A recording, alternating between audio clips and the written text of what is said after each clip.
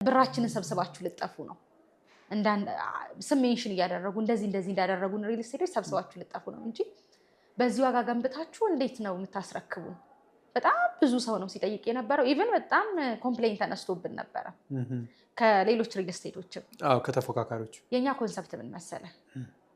ብሩ ዲቫሉዌት ያደረገበት ታይም ነበር ያን ታይም ማለት እኛ 57000 ብር በካሬ ግዙን 100% ክፈሉን ያልናቸው። ቀስ ያላችሁ አንዴ በካሬ 57000 ብር እንሽጥላችሁ 100% ክፈሉን 8 ሚሊዮን ብር ባለ 3 መኝታ ክፈሉን። ሰው ያየ የነበረው በካሬ 57000 ብር የምትለዋል ነው። ኦፍ ኮርስ እንደዛም ቢሆን በጣም ርካሽ ነው። ይሄ ማለት ከ100% ላይ 40% ነው ዲስካውንት ያደረግንላችሁ። ቤቱን በ60% ብቻ ነው እየሸጥን የነበረው። ተረዳኸኝ? ሰው እንዴት ነው ሲል የነበረው አትገነቡትም፣ በታምር አትገነቡትም ተው ሲሉ ነበር። አይዲያችንን አንደርስታንድ ያደረጉ ሰዎች ገዙ። ምን አደረግን እኛ? በካሬ 57000 ብር ሽጠን ኦልሞስት ወደ 100 ምናምን ቤት 100% 8 ሚሊዮን ብር ሰብስበን ሙሉ ኮንስትራክሽን ማቴሪያል ገዛንበት። ኮንስትራክሽን ማቴሪያል ብረት፣ ሲሚንቶ ስቶር አደረግን ወስደን። ዊን ዊን አልሆነም።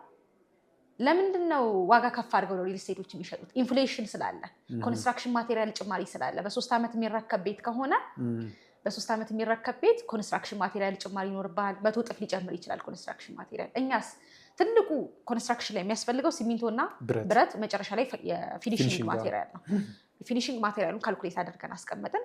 ሲሚንቶና ብረት ሙሉ ስትራክቸር የሚያስጨርሰን ስቶር አደረግን። ዊን ዊን ሆነ ማለት አይደለ? አመንክም አላመንክም በአንድ ዓመት ጊዜ ውስጥ G+21 ህንፃ ስትራክቸር ጨርሰን ፓርቲሽኑን ግማሽ ደርሰናል በአንድ ዓመት ውስጥ። እነዛ የገዙ ሰዎች አሸነፉ። አሁን ላይ እሱ ቤት ሪሴል 16 ሚሊዮን ብር እየሸጡት ነው እጥፍ አድርገው።